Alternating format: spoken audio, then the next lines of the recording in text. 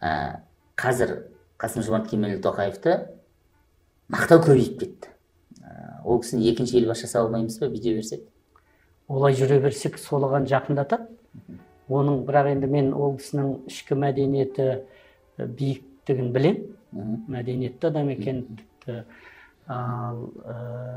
және білімді адам екенін білем.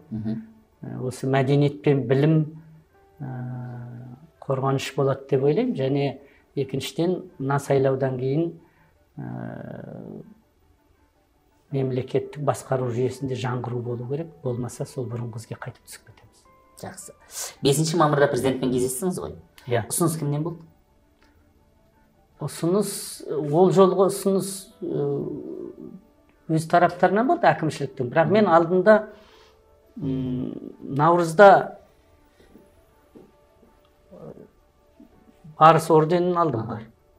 Ол да күтпеген жерден маған 2 күн қалғанда айтты. Мен ақш-қа жол жүрейін деп отырған. Себебі 20 наурызда ақш-та маған Американың мемлекеттік басқару ассоциациясы марапат берді.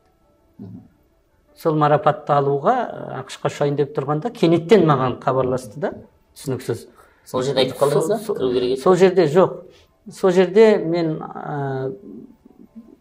болып суретке түсуге бара жатқанда айттым. Мен қазір ақш-қа бара жатырмын. Ол жақта марапат та болады, және өте құнды бір кітаптың тұсаукесері болады. Ол кісі айтты, онда ақш-тан келгесін хабарласыңыз.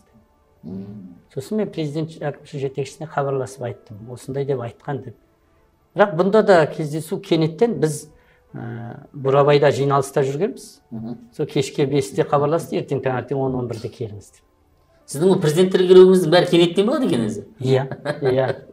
Жақсы. Енді осыған қатысты жаңа сіздердің кездесулеріңізде мынандай ресми қысқа ақпарат тарады.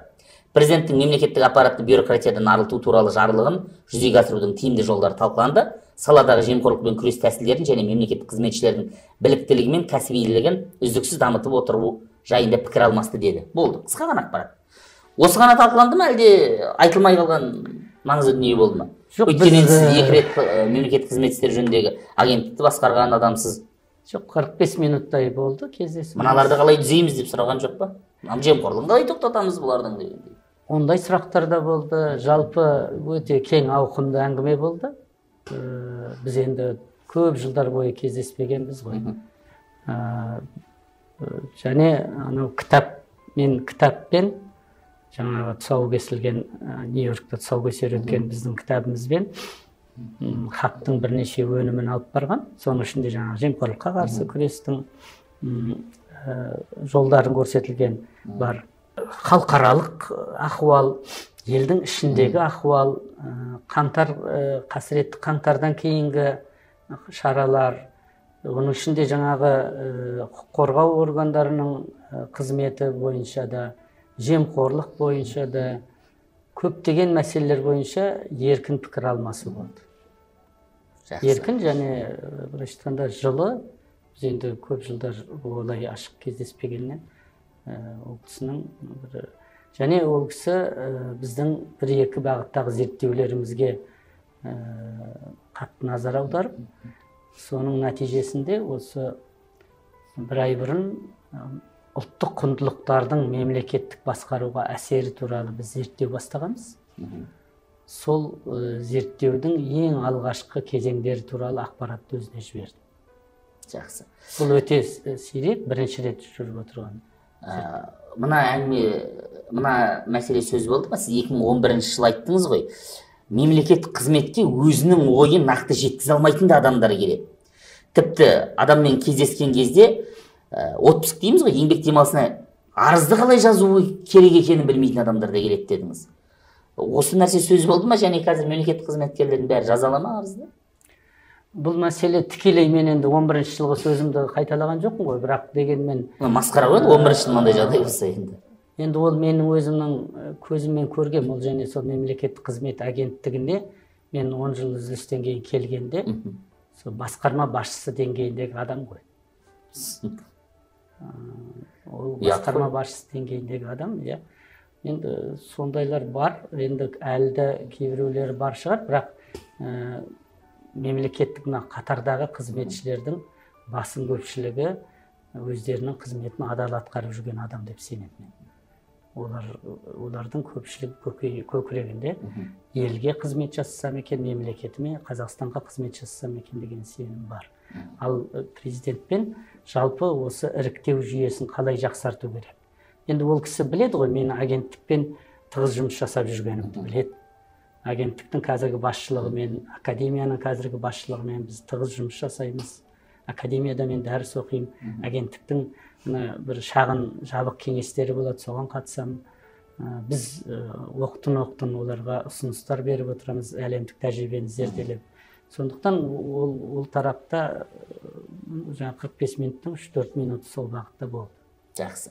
Енді қараңыз, сіз бір сұхбатыңызда біз тәуелсіздік алған кезде жалпы халықтың ішінде қазақ 40%-дай ғана болғанын ескерсек, осы келісімді сақтауға бағытталған тұңғыш президент Нұрсұлтан Назарбаевтың салиқалы саясаты жемісті болған осы жылдар дәлелдеп отыр деп Назарбаевтың еңбегін айта келіп, 21 жылдың 9 желтоқсанда шыққан сұхбатта империялардың ыдырау кезеңіне тән этнос және конфессияаралық қақтығыстарға жол бермей ішкі қоғамдық келісімді сақтады дейсіз Нұрсұлтан Назарбаев туралы. Жалпы осы ұлтаралық достық деген дүние ғой біздегі. Осыған кейде мен күмәнмен қарап қалатын сәтім болады да. Өйткені білеміз баяғыда Маловодныйда мысалы мен тізіп қойдым, қырғын болды. Қордайда, Ұйғыр ауданында, Қарағандыдағы ресторанда болған жаңа екі ұлттың арасында қырғын бар. Жуырдаған Астанада 3-4 жылдың көлемінде ғой деймін. Абу-Даби құрылысында арабтар мен қазақтардың арасында болған кикілжің бар. Атырауда түрік пен қазақтың арасында болғанда кикілжің бар. Осының барлығын билік тұрмыстық деп жабуға тырысады да. Бұл да бір билік пропагандасының әсері емес. Неге біз айтпаймыз, екі ұлт шексіз қалса ұлтаралық дегенді? Әлде болмай ма? Ұлтаралық деген ол үлкен анықтама ғой. Мысалы, сіз қазақсыз. Көшеде бір мәселе бойынша сөзге келіп қап, басқа ұлттың өкілімен жағаласып жатсаңыз, осыны ұлтаралық деуге бола ма? Бірақ оңтүстікте қазақтың қызын зорлаған сәттері болды. Жоқ, енді ол міне мәселе. Мен топтарды айтып отырмын, жеке бірге бір емес. Қылмыскерде ұлт болмайды. Ол қылмыскер әр ұлттың ішінде бар, өкінішке орай. Ал сол себептен оны пайдалануғысы келді кейде, есіңізде ме? Мысалы, қасіретті қаңтар кезінде пәленше елден адамдар келген екен, түгенше елдер келген екен. Террористердің де ұлты жоқ, діні жоқ. Исламды жамылып жүрген террористер сонда исламның атынан соғысады ма? Құқығы бар ма? Ал қаншердің өзінің ұлтының атынан сөйлеуге де құқығы жоқ. Сол себептен мұндайға ол өршіп кетуіне мүмкіндік бермеу, ол отты дер кезінде сөндіре білу, ол сол сәттегі парыз болса, міндеті болса мемлекеттің. Ал болашақта соны болдырмауға бағытталған жұмыс ол күнделікті жұмыс. Мен жаңағы алдындағы өзіңіз келтірген интервьюге тағы да қазірде айта аламын қайтадан. Себебі 90-шы жылдардың басында біздің ішімізде түрлі Қазақстанның тәуелсіздігін мойындамайтын қоғам қайраткерлері болды. Тіпті 94 жылғы мен депутат болған 13-ші шақырылған жоғарғы кеңесте Шығыс Қазақстаннан, Павлодардан, Қостанайдан, Батыс Қазақстаннан, солтүстіктен сайланған 4-5 адамдар болды. Олар өз сөздерін былай деп бастайтын: осыдан 3 жыл бұрын мен өз отанымнан айырылдым деп бастайтын кейде, президент отырған кезде. Соған біз жауап ретінде бірденнен осыдан 3 жыл бұрын толыққанды азамат ретінде кездесті деп. Ол ақпарат және әлемде де теріс болды. 94 жылы соңында біз Венада, ОБСЕ аталып жүр ғой қазір, сол ол уақытта Азиядағы кеңес секілді кеңестің соңғы сессиясына бардық. Одан кейін ол ұйым болып өзгерді.